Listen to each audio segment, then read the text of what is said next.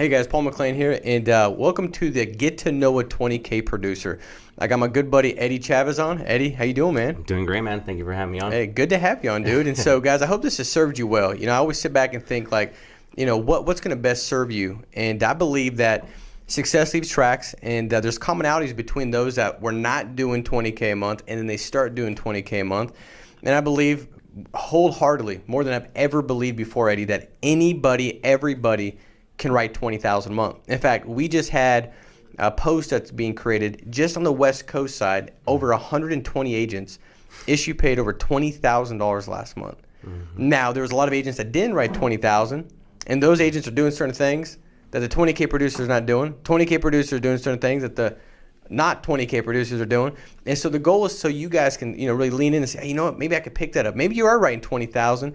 And if you're like I am over the years, no matter if I was writing 40, 50,000 a month, man, I was always learning and grabbing and getting new stuff from other new 20, 30K producers. They'd say something, man, that's good, or it'd be something I was reminded by. And so really wanted to have Eddie on, guys, so you can lean in and kind of hear his backstory and what he did prior, because I think one thing that is healthy to know is that not all the 20K producers look the same, right? And if you go back and look at the last couple, they didn't look like Eddie. Eddie didn't look like them. Background's not the same. Prior occupations are not the same. Right. And so, Eddie, if you could kind of start with, background, man. Where did you, what were you doing prior to Family First Life? And how about this, man? Yeah. What was, going back, like, what did you want? Like, I'm not to be a cliche word, like, what did you dream about? But man, what did you, looking at your life, what was something you're like, man, this is what I desire. Whether it was a lot of time with the family, money to be able to do certain things, the way you grew up, maybe you didn't or did have money. I don't know what that all looked like. But what were you looking for? And joining Family First Life, what was the situation, that you were in? If we want to just start there, maybe. Yeah, absolutely. So the way that I got introduced to Family First Life was through a friend. He told me for 2 months, get your license. I had been licensed in a captive agency before. And when you don't know what you don't know, it just, it keeps you in a position that you just keep hoping and hoping and hoping. But, nothing really happens. It was all that mauling. Yeah. Remember that term? Got it. Mauling so you were for mauling. days. I've been kicked out of every Walmart, Target, mall. Little store, big store, in between all of them, bro. Hey, so talk about that. So yeah, mauling, for one, I don't think everybody knows what that means. What does that mean? So that's when you go cold prospect just about anybody that passes by you. Well, what did you say? You find a reason. You say like, hey, you're going to die one day, get life insurance. What was your pitch?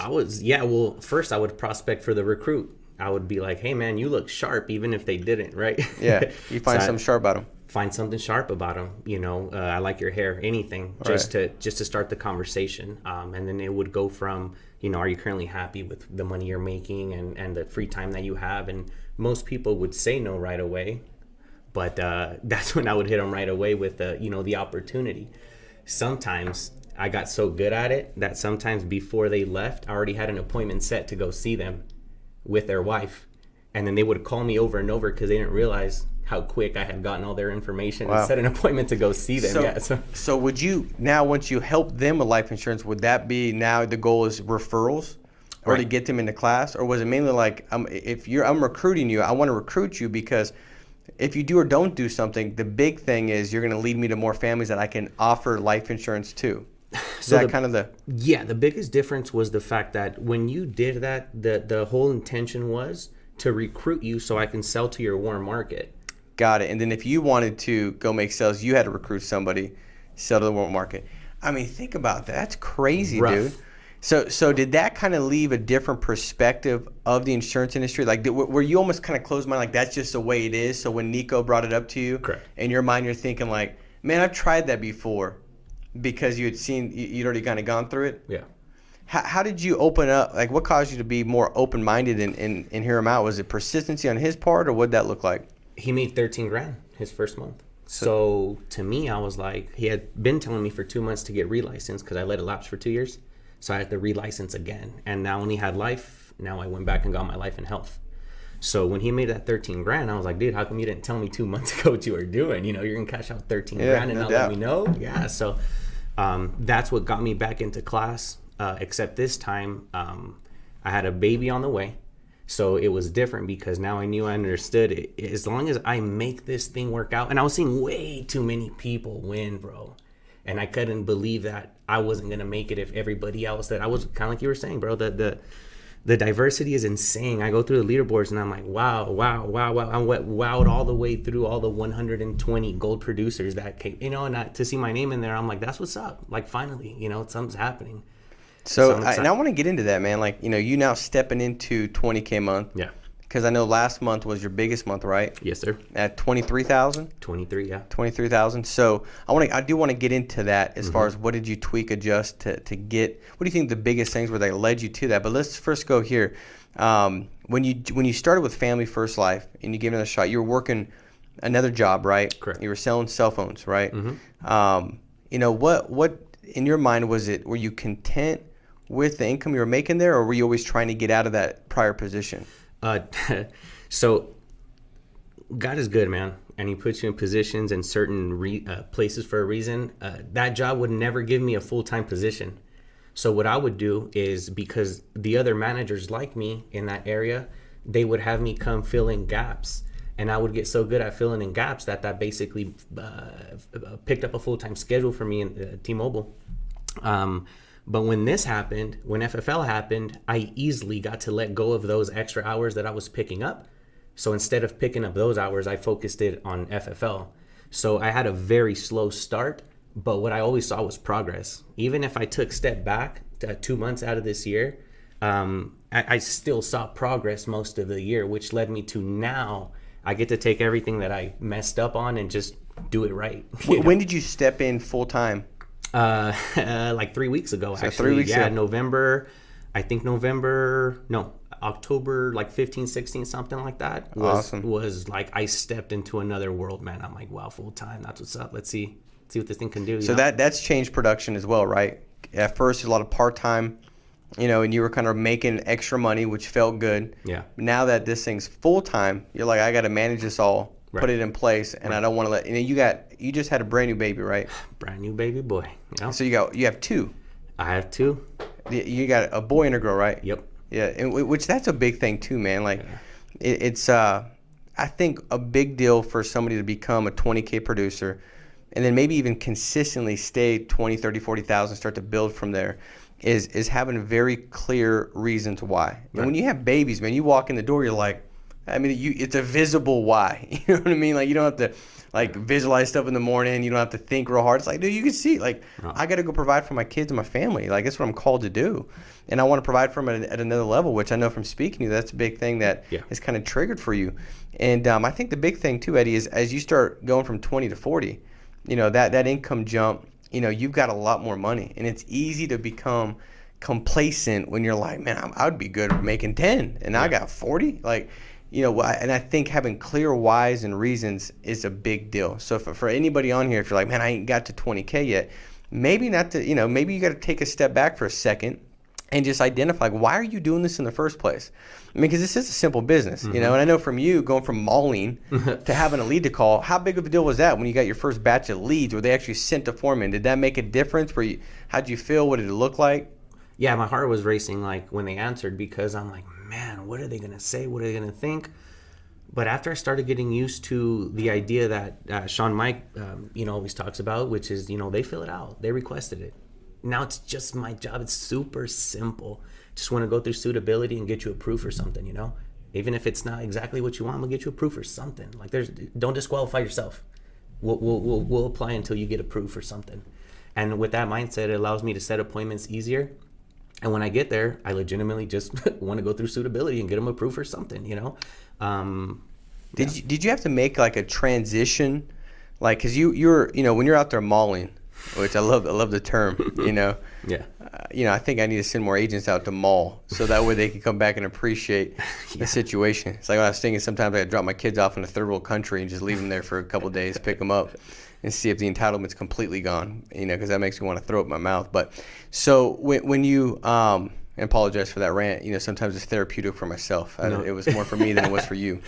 But when you're looking at going from mauling, it's more of a sales. Like, you're trying to really finding interest or even cultivating interest and then bring it out, right? Like you've got to do that. They didn't come up to you at the mall and say, hey, I want to buy life insurance.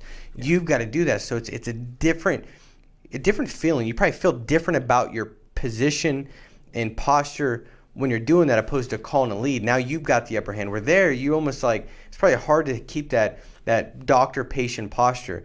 Was it difficult for you to leave like that salesy, trying to get him and really almost take this posture that, man, you sent the formula. You're bugging me. I'm doing you a favor. Mm-hmm. Where the other way, it was different. You know what I mean? Because you knew that you were kind of bugging them. Right. And that them taking you up and having a conversation, it was almost like doing you a favor because I didn't make a sale. Was that a difficult transition mindset-wise? Yes. How did you fix that? Yeah, I mean, we were trained on sales techniques and sales trainers, and I get it. I know it's a big part of what we do, but how we do it here is such a natural conversation. I'm just gonna get you approved for something today. It's different than me. Meeting you at the mall, having no clue, no idea about anything that I'm talking about, never thought of it, never heard of it. But these are requests, bro. They know what they're asking for. My job is to go in there and help them with it. So you just basically dumbed it down, reminded yourself that they sent the form in. Yeah. I'm no longer going up to a cold person. And now you can be slow, low, postured, and you're doing them a favor, so you've got control. And does it feel better? Mm-hmm. I mean, because I've never went mauling. I've always called leads. I don't think I could have succeeded at all in that. Yeah. Does it feel better calling with that upper hand when you're booking appointments? Yeah. Well, one, you have leads to call. Going mauling, you can only get so many that say yes, and here's your number. So you can go prospect for 5 full days straight, and you'll have no more than 30 to 50 leads to call for the week. So here, the fact that you can just invest $9, $11, $20, $60 for mortgage leads, whatever it is, the return is going to be there, Sure. So that's what makes it super easy to just invest. And I believe that I can flip that money, basically. So I go ahead and invest over and over. No doubt, dude. Yeah. So think about, this is my suggestion for anybody watching this that does not have leads to call. You should quit. You should. How do you go out? You could, if 80% of your time is prospecting and only 20% of your time is spent doing the thing that brings money in for your family, the deck is stacked against you. I like what my buddy Trey said. He said, if I go to the, casino, which is not a good idea for Trey to go to the casino because it's almost like he walks into like the Dream Center or like a church or like a charity or an orphanage where, you almost want to give your money. Like, oh my God, like you want to make a difference. You see. I'm like, dude, we're not an orphanage. It's a casino. Like he wants to give them their money, his money. I'm like, dude, you can't do this. But he's like, if I did, he said, when I play roulette, the odds are so slim. You drop a ball, and you got like 1 out of whatever 36 numbers land on. That's like mauling. Right. You're dropping a ball, and how many balls do you got to drop to finally get it to land on the number? If all your time is spent dropping the ball, if all your time is spent prospecting, you can't make a lot of money. He's like, I like dropping 36 balls, and each of those little slots only can fit 1 ball. So if you drop 36 balls. You win. So that's what leads does. You can stack your deck where you cannot lose. So let's transition into practicality, some practical things. What did you change, man? What do you think is the biggest thing that led to you writing 23,000 this month and becoming a 20K producer? Honestly, I truly believe mindset is, I want to say, above 98% of this whole thing, man. Why do you say that? Because when you're able to put yourself self-image, understand who you are, the license that you have, and the fact that they're requesting it, you're just there to go through suitability and get them approved for something, And when I started seeing it that way, I completely lost basically all fear of, what are they going to say? The ones that are going to say no are going to say no, but the one sometimes you call them, they literally have the checkbook ready for you to just sign them up. So that alone, I figured out would make me my return. And if I built some skill, I would be able to work with that other 50, 70% to be able to actually make the difference between the profit, So I knew the easy laydowns were going to make my money back and some. And then by building skill, I can definitely profit over and over with the same investments. What's the biggest thing that helped you with your mindset? Like, was it calls? What kind of helped you with that? Like developing the right way to see this business and see yourself and see the clients? You had a video called the 5 a.m. mindset. You're talking about how your daughters would get up early and go play soccer, and you were like, what the heck? Like, that's something that they did on their own. I tried it. So I did a 5:30 a.m. And I was very consistent for 3 months up until my son was born, because you had a completely different life when you have a crying baby next to you all day, all night. I got no sympathy for you, bro. I got 4. Thank you for not having. I got nothing for you. But that was what built my momentum and my habits that I now have, which got me away from the old habits that I had. Now I'm just using the new ones, and now it's weird to me. Now it's harder for me to not call, to not buy leads, because of what I've established over a few months. Sure. And my biggest thing was like, man, it's hard, but it's only hard for so long. Mm-hmm. You get used to it after a while. Now that's my new normal, is to buy leads, to call, because really I have nothing else to do on full time. So I expect myself to, and I hold myself to that standard. The money's there, which is crazy. Hey, how does it feel, man? Like, what has it done for you? I know it's been 30 days, but I think you can, with a license, you can change the trajectory of your financial situation very quickly with an insurance license and leads to call, where you could be in a tough spot today and like, man, I'm struggling. I don't know how to make this bill. I don't know if I'm able to make this payment. And just really feeling bad about yourself and your situation. And then very quickly you can change that and have money in your account. And so you've done that. Like, how does it feel? What has it changed? Has it made a difference for you and your wife and the kids? Yeah, absolutely. So, I mean, everything. When you look at financial structure, because, that's, we want to make sure we find suitability, make sure it's affordable for them. I broke down my own, financial inventory, and it was all these different things that, I had to pay off, or I wanted to reduce that debt on.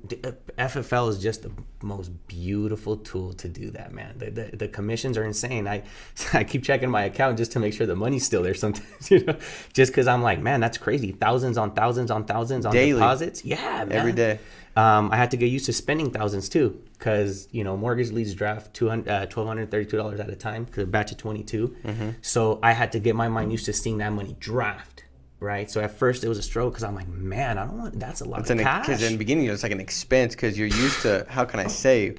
I was just doing a call. Man, that's how I saw it too. I think a lot of people, when this is their first thing as far as self-employed that they're stepping into, like they've been an employee forever. Yeah. Oh, yeah. I mean, it's natural to think like, as an employee, I get paid X amount. I need to save X amount over here. I can only spend X amount here. And it's just this rat race you become in. You just go through the motions week in, week out. You get here, it's like, oh, you just got paid that. But no, you got to put it back in the business, and you think of it as an expense. But the moment you can fix that, and I think the biggest breakthrough I hear, Eddie, from all 20K producers, 40K producers, Hall of Fame producers, is when they just become consistent with leads, and they don't look at it as an expense but an investment. And it's like, how much can I put back in? Because the more I put in, the more appointments I'm going to have, more families I'm going to see. And it's just funny how a lot of times we'll be at an event, at a conference, and somebody will say, you know what, Paul, I broke down everything. I looked at the numbers. I was talking to the top producer, was breaking down his numbers on stage. And I went out and I issue paid for the year, $250,000, and I invested $35,000 in leads. Mm-hmm. And so they netted like, $200,000. They said this other guy, he started breaking down his numbers. He issue paid $400,000, but he invested in leads. He invested $85,000. Right. And he's like, so we did basically the same thing, but he netted $100,000 more than I did, because you put more, and he wasn't as good because he got less of a ratio than I did based off every dollar I put in leads. And it just breaks down like that, but it's seeing it in the right way, knowing that you have to put back in. These big companies you see, they got big by putting back in, where so much was coming back. They couldn't put more back in, And so, man, I love that. And as we wrap up, Eddie, I think the big thing, and I hope you guys got this on the mindset, you got the mechanics behind it. We've got tons of training, conference calls, new agent boot camp. You plug into many offices across the country and mechanically see what to do. Yeah. Externally, you can view what to do and how to do it. But it's that voice in your head, man, that internal, that it's the internal, like the way your mindset is, your thought process, your belief system, how that stuff is set in place. And I think that as you plug in, there's a process to be had. Like, you weren't writing 20K your first month. You've been here for a while. Now, giving you a part-time. But I would venture to say, as sharp as you are, and this isn't a mauling tactic, I'm not trying to say, but as sharp as you are, and I know, and I've told you this from day one, like, you had every ability to write 30,000 while you were part-time. Right. But, certain things had to take place. You had to, it's a process to be had, but you plugged into the system, the conference calls repeatedly, where you started to say, man, I can absolutely do this. Why can I not go out there and do this if all these others, and you had to believe it. I saw it, you had to see it. Yeah. And now you see it. But I think the big takeaway, guys, as we wrap up this this podcast is, mindset's a big deal. And I read this book one time, and it's one of those books that makes you feel like you're smarter than you are, that you accomplished something. Because they call it a book, but I think it's like 7.5 pages. It's like a brochure. So I'd read it once a day for a couple of days, just because I could say I read a book a day. But it was really like reading 8 pages. But it's called The Common Denominator of Success. It said successful people do the things, they form the habits of doing the things that failures don't like to do. It didn't say the successful people like to do them. It said they didn't like to do them either, but they form the habits of doing the things that failures don't like to do, like 5 a.m. and getting early and making phone calls before everybody else, and going to the last appointment when you don't feel like going on that last appointment, doing door knock, you don't feel like doing the door knock, placing in the order for leads where you're just like, man, I don't know, they form the habit, and it's painful for a little bit, but before you know it, it's just the same exact thing. If you feel the same way after 30 days or whatever as you did when you're doing the 7 a.m. wake up, the 5 a.m. just feels the exact same. But you form now a habit where you make it difficult to do the thing that which doesn't lead to success. That's what you want. It's like going to the gym. First, you don't want to go. It sucks. You don't want to eat good. Once you go enough times, it's harder to not go than it is to go. I feel like I have to go. My body's just like moving me to go. Well, you want your mind to train your body. You don't want your body to train your mind. That's what most people do that are writing 10 grand. You're going off your feeling. I don't feel like doing this. It's like that mantra nowadays. Do you. That do you, boo. Well, I'll tell you what, you should be trying to create a new you. You do you can get the same things you always got. You know what I mean? Like daily is, how can I get better? How can I grow? How can I become better today than I was yesterday? And if you do that, all of a sudden you look up in 60, 90 days, and now you're free from your job. You know what I mean? You get your wife's, working with you in the business, which is great, man. You showed up with her, and I'm like, Eddie's a sales guy for one, because she definitely looks a lot better than what I would assume that you could have got. Thank you. But Thank you. she's great attitude, awesome, man. Bro. Dude, you guys you're able to work together in the business. You got your kids. I mean, this is what it's all about, man. Being able to think about how cool this is going to be. The road before, man, and before you, and it's exciting, man. Excited to meet your wife today, and really excited to see where your business is going to go, man. Proud of the 20K you're going to write, but I'll tell you what, man. It's one of those things where it's like LeBron James makes, does a triple double. You're like, he's LeBron. I mean, I'm not comparing, but I'm just saying, like, you've got so much more. Right. You got so much more you could do. So, guys, I hope this helps. Make it a massive week, and go out there and write yourself 20K. Anybody can do it. Thank you guys for joining.